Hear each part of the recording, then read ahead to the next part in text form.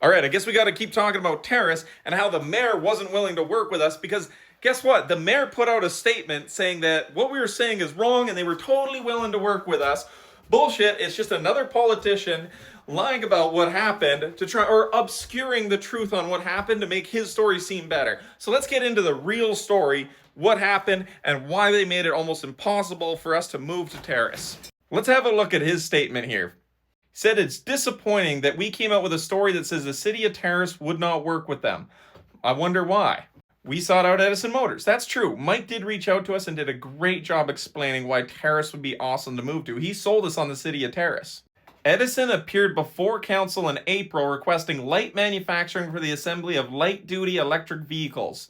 Except we build semi-trucks, and this is something we made very clear to them. The real story happens well before April, and the mayor is conveniently leaving all of this out. Wonder why. So we actually went up at the end of last winter, well before April. So we're almost like a year in the past from now.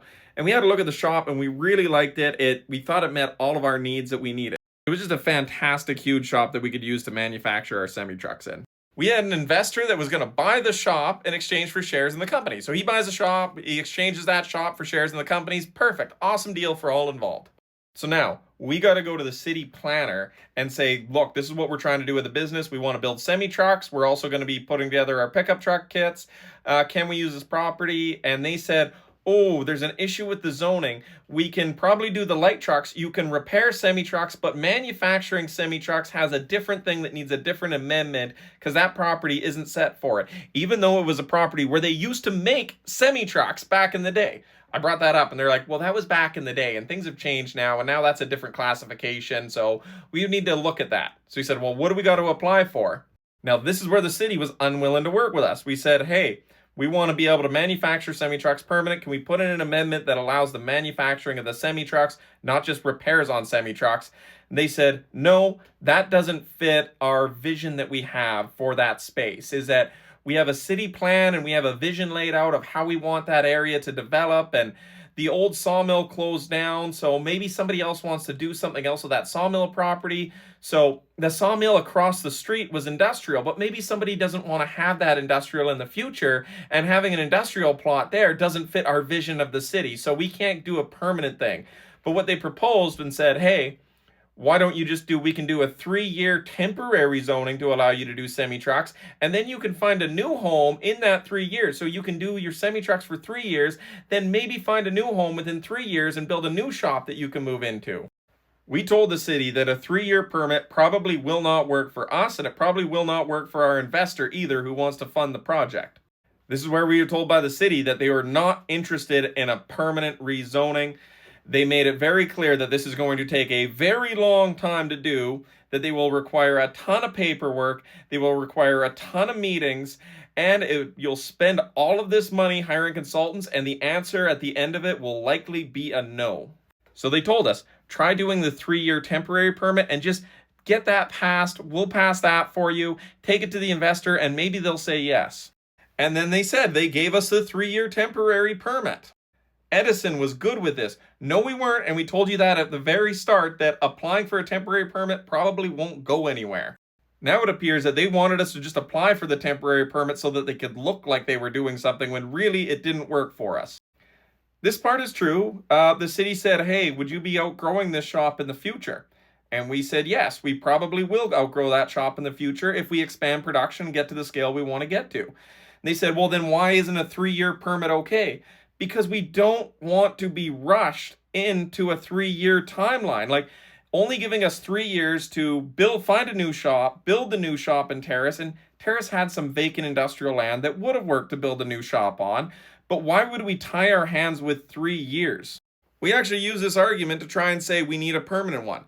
We're not going to be here forever. Eventually, we'll outgrow this shop and we'll move to the industrial area and the other part of town. We'll build a newer shop, but we need to have certainty in case things are slower than we expected. I'm not going to promise that in 3 years, I'll be in a brand new shop ready to go. That doesn't make sense. And then you got this line. We did not refuse to rezone the property.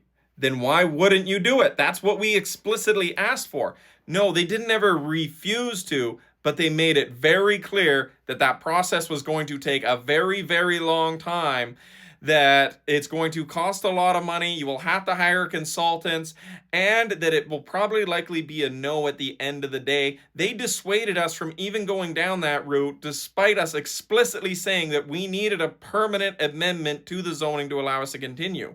So they didn't ever refuse. They wouldn't even let us start the process to allow them to refuse. Why didn't they want to start it? Well, it's very clear now that that would have been on public record that they refused the zoning. So they didn't even let us go down that path. Then the mayor continues to say exactly what he told us. There would have been challenges to permanently rezoning the property to heavy industrial because of it having 2 access points to provincial highways. There is a sawmill that closed down across the street. One of their things was, we're worried about the increase of truck traffic on the highway. We said, well, we'll close one of the highway access. We'll use the very little used highway that's more of a rural road anyways.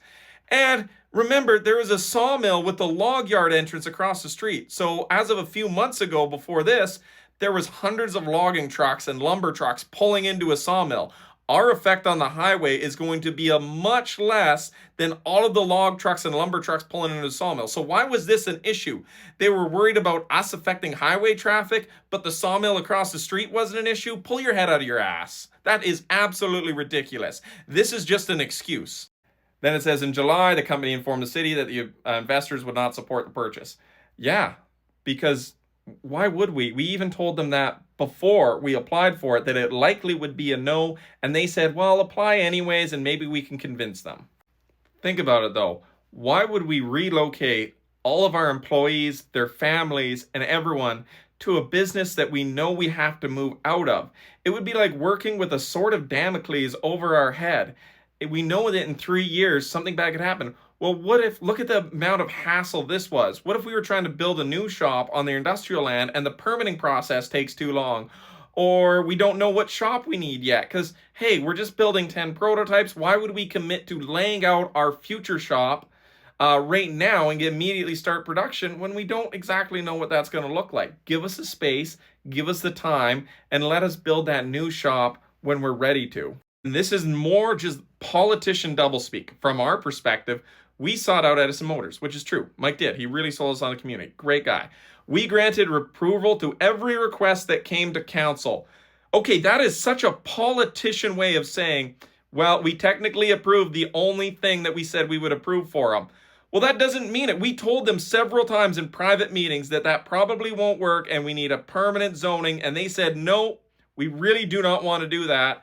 But we approved your request that we made you submit, even though we said no to doing the thing you really wanted. So fuck off with this, Mayor. That is a load of horseshit. We approved every request that came to council. Yeah, but you denied what we actually needed before it even got to council. Then the mayor goes on to say, we are not an anti-industrial council. We amended the official community plan to allow for an inland port. Well, that's what we asked. Can you amend the official community plan to allow us to permanently move? And they said no. So they were willing to do it for an inland port, but they weren't willing to do it for a smaller business. Inland ports are massive operation with big bucks. But we're a small guy, screw that small guy. He can't move up here. We're not willing to do it for that. So they could amend it for other people, but they weren't willing to amend it for us. Well, what about every other small person that has a manufacturing shop or wants to grow a shop? They're a welder, they're a mechanic, they want to open up, it doesn't fall into the official community plan, then they are out of luck. It doesn't make any sense. Like they said, they sought us out. They invited us up there. They showed us the property. And then they told us after months of doing it, finding the investor, doing the real estate, getting the deal accepted, after all of that work and effort that we put in, they said, oh, despite us showing that, we don't want you to move here permanently anyways, but maybe you can buy this really expensive land over here and build a new shop and just use this for 3 years. Well, that's not working for industry, and I don't know any business that's willing to take on that risk just to move to their community when there's other communities that we could find, like the property we found in Golden. So, Mayor Sean, be honest with the people. Don't talk in political doublespeak. Don't obscure it on technicalities and truths and make yourself look good. Just admit that you weren't willing to grant changes to allow us to move to the terrace permanently, and we couldn't move on a temporary thing. But this is all in the past. Why do I even care about it? We found a new shop because of all the businesses that this has happened to. Since I posted that video, hundreds of people have reached out to me that says they couldn't get their mechanic, their welding shop, whatever business they wanted to do approved by the city council, and that's bullshit, and I'm tired of it. What happened to us is happening to thousands of other businesses in Canada and needs to end.